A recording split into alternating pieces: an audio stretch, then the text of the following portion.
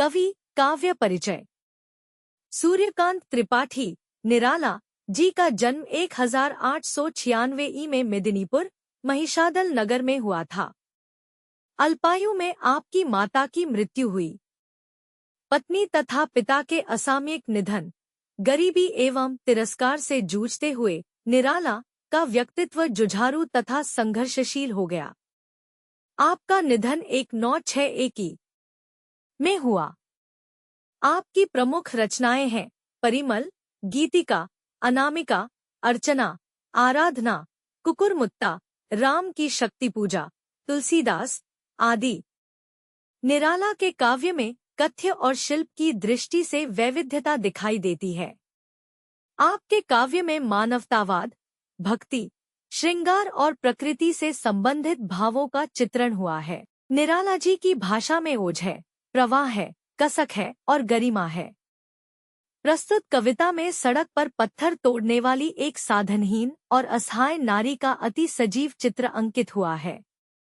गर्मियों की तपती दोपहरी में अपने घर से दूर काम करने वाली उस नारी के प्रति कवि के मन में अपार सहानुभूति है।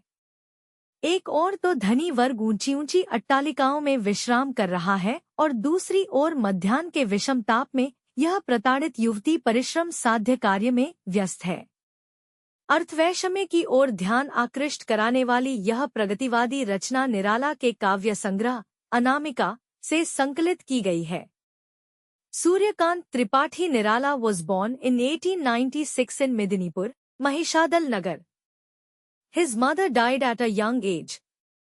Struggling with the untimely death of his wife and father, poverty and disdain, Nirala's personality became combative and struggling. He died in 1961. His major works are Parimal, Geetika, Anamika, Archana, Aradhana, Kukurmutta, Ram ki Shakti Puja, Tulsidas, etc. Nirala's poetry shows diversity in terms of subject matter and craft. His poetry depicts humanism, devotion, love and emotions related to nature. Nirala's language has vigor, flow, pain and dignity. The poem depicts a very vivid picture of a poor and helpless woman breaking stones on the road. The poet has immense sympathy for that woman working away from her home in the hot summer afternoon. On one hand, the rich class is resting in high-rise buildings, and on the other hand, this tortured young woman is busy in hard work in the extreme heat of the midday. This progressive composition, which draws attention to the economic disparity, has been collected from Nirala's poetry collection Anamika. वह तोड़ती पत्थर, देखा उसे मैंने इलाहाबाद के पथ पर। वह तोड़ती पत्थर, मैंने इलाहाबाद की सड़क पर एक स्त्री को पत्थर तोड़ते हुए देखा। वह बहुत मेहनत और संघर्ष के साथ पत्थर तोड़ने का कठिन कार्य कर रही थी। I saw a woman breaking stones on the street of Allahabad. She was doing the difficult task of breaking stones with a lot of hard work and struggle.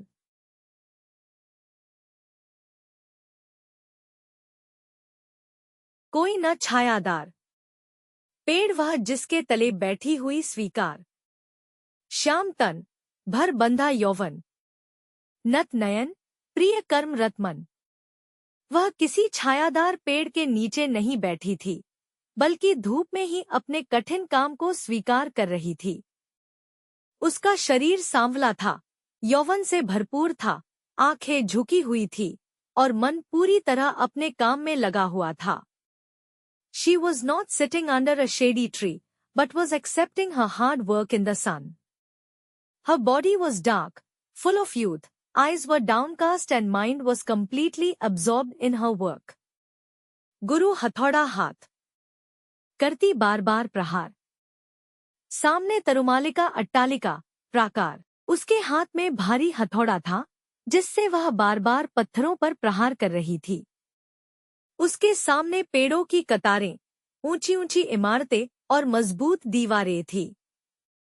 She had a heavy hammer in her hand, with which she was repeatedly hitting the stones. In front of her were rows of trees, tall buildings and strong walls. चढ़ रही थी धूप। गर्मियों के दिन। दिवा का तमतमाता रूप। उठी झुलसाती हुई लू। रुई जो जलती हुई भू। गर्द चिंगी छा गई। प्राय हुई दोपहर। वह तोड़ती पत्थर। गर्मियों के दिन थे। सूरज की किरणें तेजी से चढ़ रही थी और दोपहर का समय बहुत तपता हुआ था। गर्म हवा लू जलाने जैसी चल रही थी, जैसे रुई जलती हुई जमीन पर उड़ रही हो। चारों ओर धूल और गर्म हवाएं फैली थी। लगभग दोपहर हो चुकी थी, फिर भी वह स्त्री बिना थके पत्थर तोड़ने के काम में लगी हुई थी। It was summer, the sun's rays were rising fast and the afternoon was very hot. The hot wind, Lou, was blowing like burning cotton, as if burning cotton was blowing on the ground. Dust and hot winds were spread all around. It was almost noon, yet the woman was engaged in breaking stones without getting tired. देखते देखा मुझे तो एक बार। उस भवन की ओर देखा, छिनतार, देखकर कोई नहीं। देखा मुझे उस दृष्टि से, जो मार खा रोई नहीं। जब उसने मुझे देखा, तो एक बार उस भवन, इमारत, की ओर देखा, जो टूटी हुई, बिखरी सी लग रही थी। फिर उसने किसी और को नहीं देखा, सिर्फ मुझे उस नजर से देखा, जो नजर दर्द और आघात सहने के बाद भी रोती नहीं है। When he saw me, he looked at the building once, which looked broken and shattered. Then he did not look at anyone else, he just looked at me with that kind of eyes, the eyes which do not cry even after suffering pain and trauma. सजा सहज सितार। सुनी मैंने वह नहीं जो थी सुनी झंकार। एक क्षण के बाद वह कापी सुघर। भुलक माथे से गिरे सीकर। लीन होते कर्म में फिर ज्यों कहा, मैं तोड़ती पत्थर। उसके श्रम में एक सहज लय थी, जैसे सितार की मधुर ध्वनि हो, लेकिन मैंने उसमें वह झंकार नहीं सुनी जो आम तौर पर सुनी जाती है। एक क्षण के लिए वह सुंदर स्त्री कांप उठी, उसके माथे से पसीने की बूंदें टपक पड़ी। लेकिन अगले ही पल वह फिर अपने काम में लीन हो गई, जैसे कह रही हो, मैं पत्थर तोड़ती हूँ। There was a natural rhythm in her labor, like the sweet sound of a sitar, but I did not hear the tinkling sound that is usually heard. For a moment the beautiful woman trembled, beads of sweat dripped from her forehead. But the very next moment she again became absorbed in her work, as if saying, I break stones. Dear students, if you find these lessons explained is helpful, please share this video with your friends.